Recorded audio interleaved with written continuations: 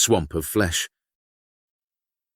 The engines of the civilian shuttle roar with defiance, then sputter into silence.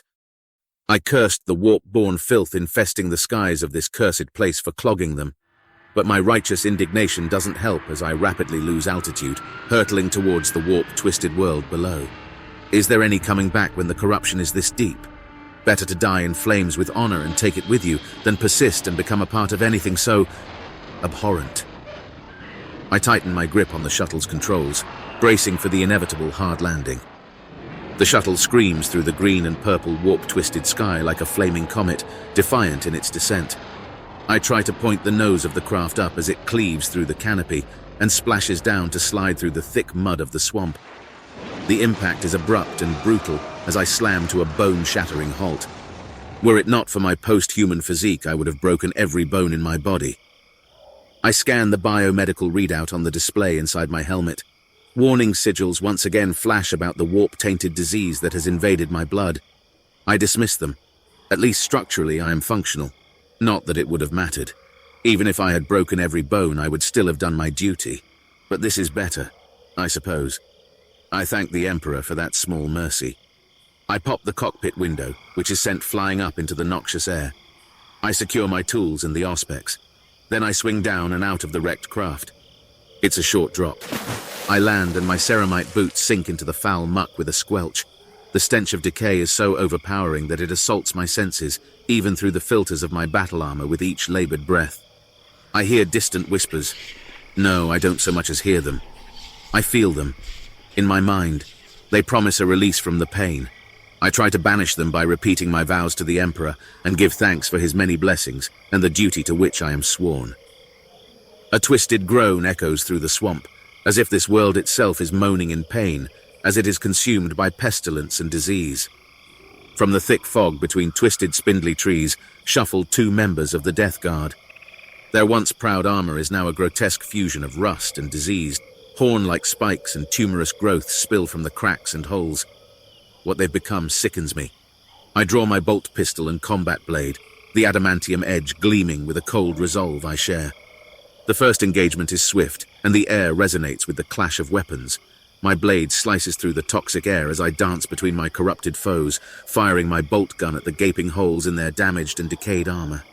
I deliver a crushing blow to the first Death Guard warrior, severing his corrupted limb that had warped to resemble a tentacle-like appendage before decapitating his fly-like head.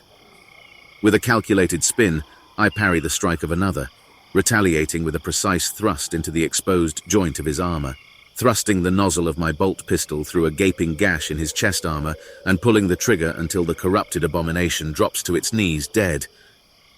I holster my bolt pistol and scan my immediate area. Everything is blanketed in a thick green fog and black clouds of angry buzzing insects that dart to and fro. A layer of fetid water covers the muddy ground, and I am surrounded by a forest of trees contorted into grotesque figures, their gnarled branches reaching out like the beseeching arms of the eternal suffering, begging for the release of death. There is a sudden stabbing feeling in my chest, and I drop to one knee. I grit my teeth and push through the pain. One of my hearts is failing. The warp-born disease is burning through my body faster than I had anticipated. I don't have time to waste. I take out the auspex and check my position. My objective isn't far. I thank the Emperor for watching over me and vow I will not fail him as I head off towards the payload. But it's slow going as I wade through the swamp's shin-deep muck. It clings to my ceramite boots like the rotting remains of a corpse and causes squelches and slurps as I walk. The symptoms of my own corruption intensify, a burning ache in my joints, an unyielding fatigue. My breaths come harder and harder. As a dark reflection of what is happening within my body, the world around me is also changing. This world is lost. Nothing can be done to save it now. The distant landscape on the far horizon distorts into surreal shapes. Bulging and undulating faraway hills seem to come uncoupled from the fabric of reality, to reform into grotesque monoliths to decay. As I walk, the ground beneath my feet seems to writhe and pulse like the labored breathing of a dying beast. More than once I lose my footing and fall into the sticky mucus like sludge of the swamp. But each time I find the strength to peel myself off the ground and keep going. I pass gnarled trees, their bark encrusted with oozing sores that weep an endless stream of yellow pus. Sickly vines dangle from them, dripping with a green phosphorescent mucus that produces a scent that causes my stomachs to churn. Bloated insects, malformed by the warp's touch, flit through the air. Their cacophony of buzzing is near deafening and feel like hammer blows to my now fevered, throbbing head. I hear the whispers again, as if they're carried on the diseased, fetid breeze. It offers to take away the pain, that it doesn't have to be this way, that it just wants to help, that I'd understand once I accepted. Lies! I fortify my spirit against the temptations and false promises. I would suffer 1,000-fold, 1,000,000, before I'd bend a knee to the Emperor's enemies. I repeat my vows, the sacred mantras, and even the tenets of the Codex Astartes, anything to distract me from the honeyed lies of the voices. After what seems like an eternity, I reach my destination. Concealed, half buried in the sludge of the mire, I discover the device I've been searching for. The outer casing has taken some significant damage, as you'd expect from an orbital drop. But the device itself seems intact. Getting my fingers behind a damage panel, I tear it free, my joins screaming in pain at the exertion. More biomedical warning sigils flare in my head's up display. I dismiss them again. I don't have much time left. With grim determination, I take out my tools and start to isolate the source of the problem. A failure in the primer prevented it from detonating. I start to rig it for a manual activation.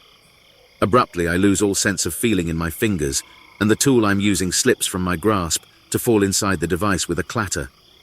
I leave it where it fell. I take out the spare and carry on. You're a fool to resist. A voice behind me growls. Unlike the whispers, this one is very real. I turn to face 3 more tainted Astartes. Accept your fate. You're one of us. You were always meant to be. Be not afraid. It is a good thing. Nurgle's blessings await you, brother. Their leader continues. His use of the word brother fills me with revulsion. You're no brother of mine, I hiss through clenched teeth, to the sound of the metallic rasp of my pistol and combat knife being drawn for battle. 2 of the Death Guard rush towards me. I fell one, a disgustingly bloated thing, with rounds from my bolter pistol, but the second one manages to reach me. It swings at me with what looks like a corroded axe. With a swift strike, it cleaves through my armor at the wrist, and my hand holding my pistol falls at my feet. I manage to bring my combat knife up to block his second swing, but my every movement is a struggle, and every parry of my blade is an agonizing exertion that causes my head to swim. My sense of balance betrays me. I lose my footing and I slip to fall to my knees. I lean on the stump of my arm and look up at my attacker. He gives a rasping, choking sound that I assume is laughter. The grating sound fills me with such rage that I surge to my feet in an explosive burst of speed to jam my blade just below his helmet and drive it deep into where his neck should be. It's his turn to stagger back now. His spiteful laughter changed to a gurgling choking. Wildly, he lashes out at me with his axe. I let go of my knife and sidestep his attack. I kick out as he is off balance, and he falls into the slurry of the swamp. I stamp down on his head again and again until all of my reserves of strength are spent. Then I fall down. I no longer have the energy to stand. So I weakly crawl back to the device and pull myself up against it with my one good arm. The remaining Death Guard begins to clap behind me. Judging by his revelry, he is some kind of champion or ranking officer. Good show. You are a real fighter. You will make a fine addition to our ranks. He taunts me. Never, I shout, determination blazing in my bloodshot eyes as I reach into the device to complete the activation sequence. Stop this, brother. Join us, he says, and I'm genuinely not sure anymore if his calling me brother is genuine or mocking. I ignore him and focus on completing the mission for which I volunteered. My hands, once steady, tremble with the combined strain of disease and effort. I complete the input for the manual detonation sequence. I only want to help you. Your suffering is pointless. You'll never leave here alive. None of us will. I spit with my dying breath and activate the exterminatus device. A brilliant flash of light engulfs me, and the world is consumed by an inferno that destroys everything. My duty is done, and I gratefully embrace the release of death.